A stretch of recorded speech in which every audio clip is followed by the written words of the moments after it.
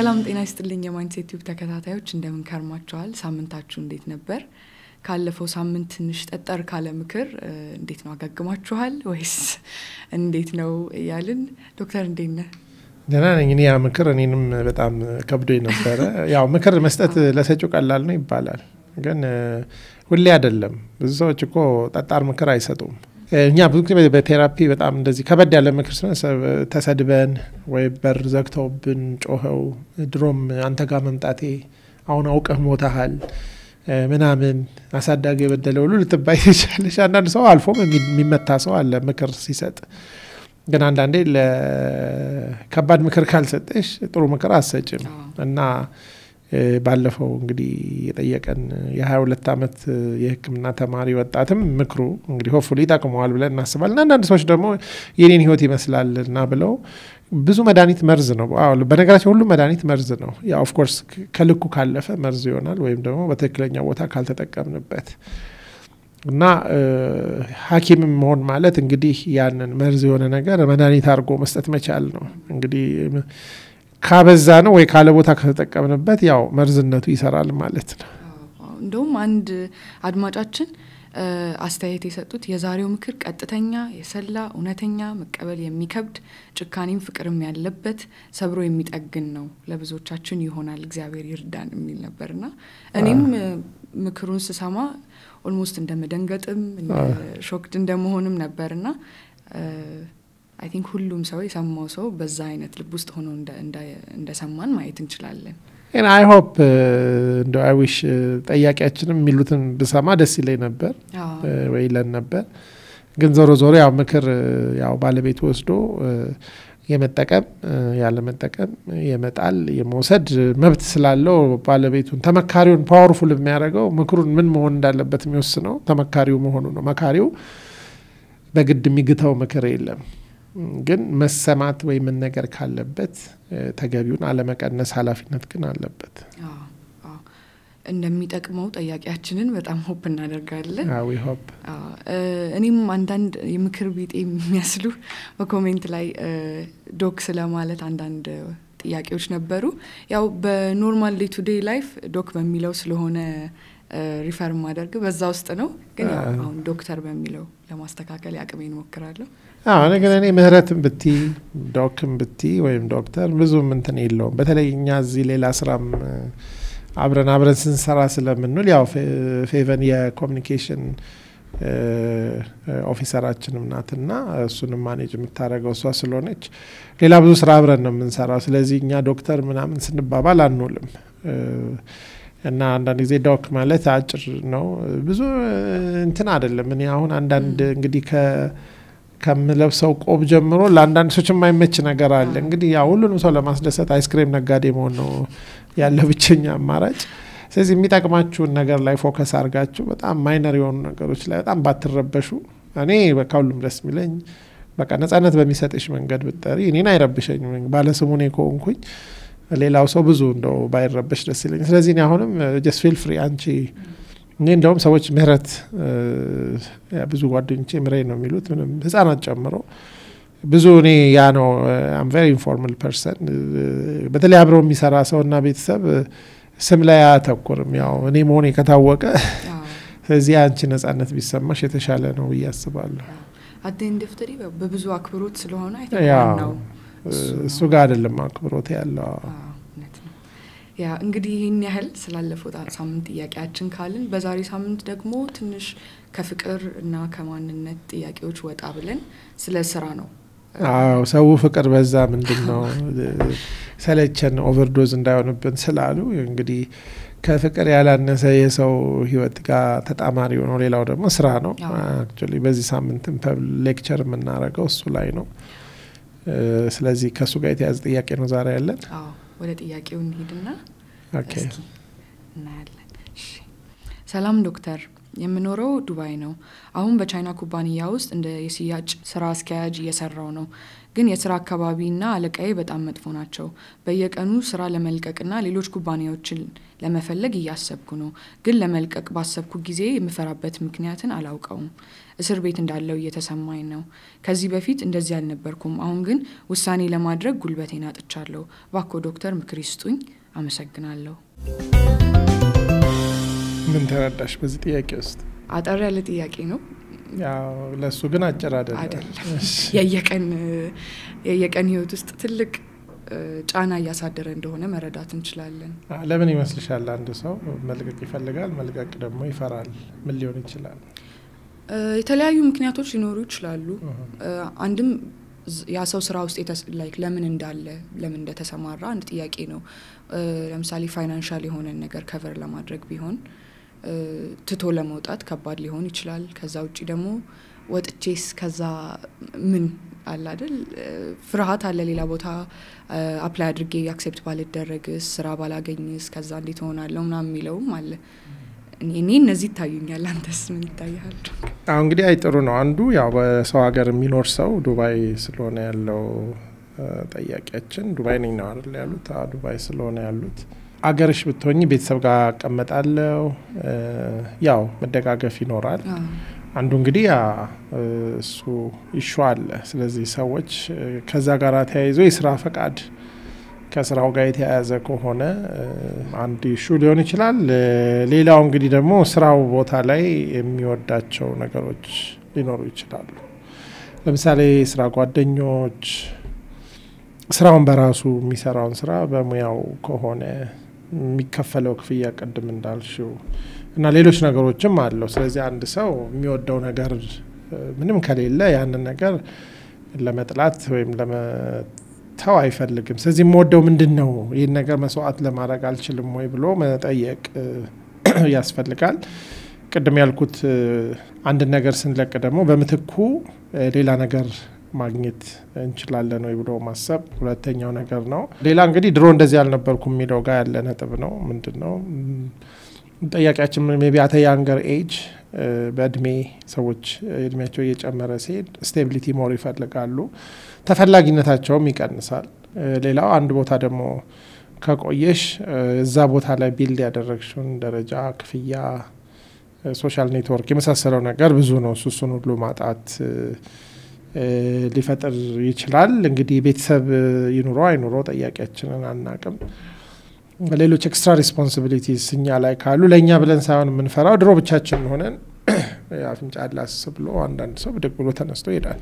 ለሌሎች ሰዎች መኖር ስንጀምር የልጆች ትምህርት ቤት፣ ሌሎች ነገሮች፣ አንዳንዴ ደግሞ ሰዎች የጤና ችግር ይኖርባቸውና ወይ ሌሎች የቤኔፊት ፓኬጅ የምንለው ያለው መስሪያ ቤት የሚሰጠውን ሌላ መስሪያ ቤት ላይሰጠኝ ይችላል ብሎ ለደሞዙ ሳይሆን ለጥቅማ ጥቅሞቹ ሰዎች እንትን ሊሉ ይችላሉ። ሌላው ደግሞ ለማደግ ትንሽ ጫፍ የቀረው ግን አለቃው ደግሞ አላስኖር ያለው ከሆነ ታግሼ ልደግ ወይንስ ከዚህ ተነስቼ ልሄድ የሚለው ፍራቻ አለ።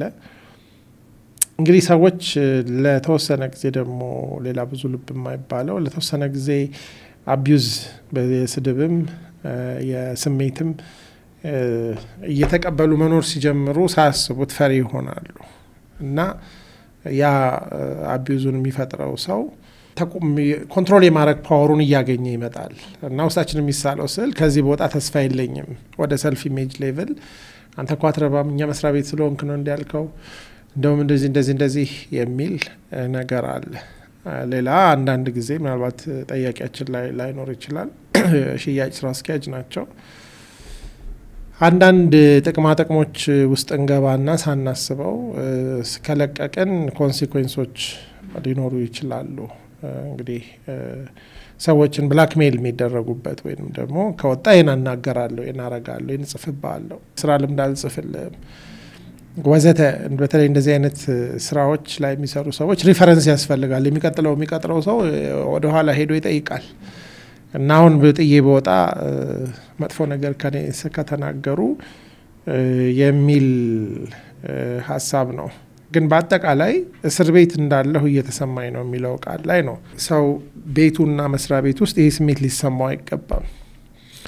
እና እንግዲህ እስር ቤት እንዳሉ ከተሰማቸው ወይም እንዳለ ከተሰማው ጠያቂያችን የመጀመሪያው ነገር ከእስር ቤት መውጣት ነው። ምንም ሌላ እንግዲህ እስር ቤቱ ያለው መስሪያ ቤት ውስጥ ከሆነ ከመስሪያ ቤቱ መልቀቅ ነው። እስር ቤቱ ያለው ግን ጭንቅላታቸው ውስጥ ከሆነ ከራሳቸው ጭንቅላት ነፃ መውጣት ያስፈልጋል። አንዳንድ ጊዜ እንደዚህ አይነት ቦታ በጣም አማሰራ ቶክሲክ የሆነ ኢንቫይሮንመንት ውስጥ ሰዎች ሲቆዩ ቦታውን መልቀቅ ግዴታ ነው። አንዳንድ ጊዜ ግን ውስጥ ችግሩ የተፈጠረው ከማንነት ጋር የተያያዘ ከሪሌሽንሽፕ ጋር የተያያዘ ከራሳችን አስተሳሰብ ጋር የተያያዘ ከሆነ ብንሸሽም ይዘነው ስለምንሄድ ያንኑ ችግር ሌላ ቦታ እንደገና እንፈጥረዋለን። ስለዚህ የሚመከረው ምንድነው? ያንን ችግር ሶልቭ አድርጎ ችግሩን ካሸነፍን በኋላ ነው መልቀቅ ያለብን። መልቀቅ እንችላለን። ስቲል ኢንቫይሮንመንቱ ቶክሲክ ከሆነ መኖር የለብንም፣ ግን አሸንፈነው መልቀቅ ነው ያለብን። አንዳንድ ቦታዎች ላይ ተሸንፎ መልቀቅ የሁሌ ተሸናፊ ነው የሚያደርገን። እኔ ሳየው ለውሳኔ ጉልበት እስከ ማጣት እስር ቤት እንዳሉ እስከ መሆን ፍራቻ ውስጣቸው የሰፈነ ይመስለኛል። እና ለመልቀቅ ባሰብኩበት ጊዜ የምፈራበትን ምክንያት አላቅም የሚለው ይሄስቱ ነው። ስለዚህ ሁለት ጦርነት ነው ያለባቸው። አንደኛ የስራ ቦታውን ጦርነት አሸንፎ ሌላ ስራ ማግኘት ነው። ሁለተኛውና ከባዱ ግን እየተሰማኝ ነው የሚለው በውስጣቸው ያለው ሴንስ ኦፍ ኢምፕሪዝንመንት ወይም ደግሞ የመታሰር ስሜቱ ሰንሰለቱን መበጠስ ያለባቸው ስራውን ከመልቀቅ በፊት ነው። ግን ኤክስተርናል ምክንያቶች አንደኛ ከራስ ኑሮ፣ ሁለተኛ ካለቃ ጋር ካለ ግንኙነት፣ ሶስተኛ ከመስሪያ ቤቱ ጋር ካለ ግንኙነት፣ አራተኛ ከአገሩ ጋር ካለ ግንኙነት አንፃር ለምሳሌ እዳ ውስጥ ያለ ሰው ስራዬን ብለቅና ድንገት ስራ ባሊዝ እዳዬን እንዴት እከፍላለሁ? ስለዚህ በመሀል ያለው 6 ወር ስራ ባላገኝ 1 አመት ብሎ ያስባል። እና አክቹዋል ኮንክሪት ሪዝኖችን ሶልቭ ማድረግ፣ ኢንተርናል ሪዝኖችን ደግሞ ሪዞልቭ ማድረግ፣ በውስጣዊ ምክንያቶችን መፍታት ያስፈልጋል፣ ውጫዊ ምክንያቶችንም። እና እንግዲህ ከሞላ ጎደል አንዱ አስፔክት ይሄ ይመስለኛል። ሌላው ግን ምናልባት በዚህ ሳምንት አንዱ የምናደርገው ስለ ስራና ህይወት ሚዛናዊነት ላይ ያተኮረ ሌክቸር ነገር ስለሆነ የምናስተላልፈው እዛ ላይ ብዙዎቹ ነገሮች ስለሚነሱ የሚዛን ማጣት ምክንያታቸውን እዛም ሊያገኙት ይችላሉ የሚል እምነት አለኝ። ከዚህ ጋር ተያይዞ አንድ ጥያቄ ያለኝ አሁን ሰው ባለበት የስራ ቦታ ውስጥ ቶክሲክ እንደሆነ መረዳት የሚችልበት መንገድ አለ ማለት አንዳንድ ወይ ፍጥጥ ብሎ የሚወጣ ምክንያት ሊኖር ይችላል። አሁን ሜቢ ጠያቂያችንም እንዳለው የስራ አስኪያጅ ወይም አብረው የሚሰሩት ባልደረቦች መጥፎ ናቸው የሚለው ዲቴይሉን ባናቅም እንደዚህ አይነት ነገሮች ሊኖሩ ይችላሉ። ግን ኋላ ቅድም ሜንሽን እንዳደረከው ራሳችን ላይ ወይ ማንነታችን ላይ የሚያመጣው ኢፌክት አለ። የመታሰር ወይ ኮንፊደንስ ሉዝ የማድረግ ፍራቻ፣ እነዚህን ነገሮች እንዴት አይደንቲፋይ ማድረግ እንችላለን? ያለንበት ስራ ቦታ ጤናማ ነው ወይም አይደለም የሚለው እንዴት ማወቅ እንችላለን? እንግዲህ የተለያዩ አስፔክቶች አሉ። አንደኛ መስሪያ ቤቱ የስራ ህግ ወይም ደግሞ የውስጥ የሰራተኛና አሰሪ መሀል የሚኖር የተፈራረመበት ውል አለው። የስራ ሰዓት፣ የስራ መጠን፣ የስራ አይነት እና አንዳንድ መስሪያ ቤት ያንን አያከብርም መስሪያ ቤቱ። ስለዚህ ኦቨር እንድንሰራ ይጠብቃል፣ ግን ሜቢ ኮምፐንሴት አያረግም፣ አይከፍልም። ከስራችን ውጭ ብዙ ነገር ይጠበቅብናል። አንዳንድ ጊዜ ሞራሊ ማናምንባቸው ነገሮች ሊሆኑ ይችላል። ምናልባት አሁን የሽያጭ እንግዲህ ዱባይ እንደዚህ አይነት ብዙ ላይኖር ይችላል። እምነታችንን፣ አስተሳሰባችንን፣ ፕሮፌሽናችንን ኮምፕሮማይዝ የሚያደርጉ ነገሮች ካሉ ኦፍ ኮርስ ያ ቶክሲክ ኢንቫይሮንመንት ነው የሚባለው። ሌላው አድሎ፣ ለምሳሌ ሴት ብዙ ጊዜ ሴቶች ላይ ጾታችንን በተመለከተ ያሉ፣ አንዳንዴ ደግሞ ፎሬነር ስንሆን ዘራችንን፣ ቀለማችንን ወይም ደግሞ ኢንዲቪጁዋሊ መልካችንና አንዳንድ ዩኒክ ማንነቶቻችንን በተመለከተ የሚደርሱ የቃል ስሜት ወይንም ደግሞ አድሎና ስሜት የሚጎዱ ንግግሮች ካሉ ይሄ ቶክሲክ ኢንቫይሮንመንት ነው። ሌላው እንግዲህ ግሩፒዝም፣ በቡድን ተከፋፍለው ለምሳሌ አገሬው ሰው ለምሳሌ አንዳንድ ቦታ ላይ የአንድ ሀገር ሰዎች ይበዙና የሌላውን ሀገር ያጠቃሉ። እንደዚህ አይነት ነገር አለ። ይሄ ቶክሲክ ነው። ሌላው ማደግ ያለብንን ያህል ካላሳደጉን ሪዘንትመንት ይፈጥራል። ክፍያ በሰዓት የማይከፈል ከሆነ፣ በሆነ ባልሆነው ቅጣት የሚበዛ ከሆነ፣ ሌላው ኮምፕሊትሊ ባውንደሪ የሌለው አለቃ ኦል ኦቨር ዩ የሚሄድበት፣ ሁሉንም ነገር እንደፈለገው የሚናገርበት፣ እንደዛ አይነት ነገሮች ላይ እንትን አለ ለአብዛኛው ሰው ግን በአብዛኛው ከዚህ የተለየ ቶክሲክ የምንለው ነገር ብዙ ላይኖር ይችላል። ሌላ የጤና ችግር ካለን ያንን ኢንቱ ኮንሲደሬሽን የማይከትልን ከሆነ ህጻናት ልጆች ያላቸው እናቶች ያንን ኢንቱ ኮንሲደሬሽን የማይከት ከሆነ ዲስኤቢሊቲ ያላቸው ሰዎች የመሳሰሉ ነገሮች ይኖራሉ። እንግዲህ ሌላ ምንድነው the whole ፋብሪካው ራሱ ጤነኛው ፋብሪካው አልኩኝ መስሪያ ቤቱ ጤነኛ ካልሆነ which is basically financially stressed ከሆነ መስሪያ ቤቱ ሰራተኛው ላይ ሪፍሌክትድ ይሆናል። ሌጋሊ stressed ከሆነ በየህግ ችግር ካለበት ሰራተኛ ላይ ሪፍሌክትድ ይሆናል። አነሰሰሪ ውድድር ውስጥ ከገባ አለቆች ባለቤቶች ሼርሆልደሮች በጣም ጣልቃ እየገቡ በየጊዜው ህግ የሚቀያየር ከሆነ እንደዚህ ነገሮች አሉ። ሌሎችም I'm sure ይኖራሉ። ያው ራሳችን ያለንበትን ሁኔታ እንድናይና ቅድም ለጠያቂያችን የተሰጠውን ምክር ሜቢ ለኛ ሊሆን ይችላል ብለን መውሰድ እንድንችል አይ ቲንክ ጥሩ ይመስለኛል። ይሄ ነው እንግዲህ ምናልባት ከዚህ ውስጥ አድሬስ ያለውን ነገር ካለ ጠያቂያችን መጠየቅ ይችላል። ሌሎች ስራቸውን ዲቴይል አድርገው መሰራው እንደዚህ አይነት ስራ ነው ሽያጭ ስራ ስኬጅ ከሚለው ውጭ ብዙ የለም። እንግዲህ ሌላ አንዳንዴ ደግሞ በስራችን የሚሰሩ ሰዎች በዘመድ የገቡ ወይንም ያለ እውቀት የተቀጠሩ ወይንም በአገሬ ሰውነታቸው ወይንም በተለያየ ምክንያት ደግሞ የማይታዘዙም ከሆነ ላይ ላለ ሰው በርደንም ነው ሸክምም ነው ጫናም ነው የሚሆነው ማለት ነው። ይሄንን እንግዲህ አድሬስ ከተደረገ ሌላውን ነገር ምናልባት ከሌክቸሩም ላይ ማየት ይችላሉ።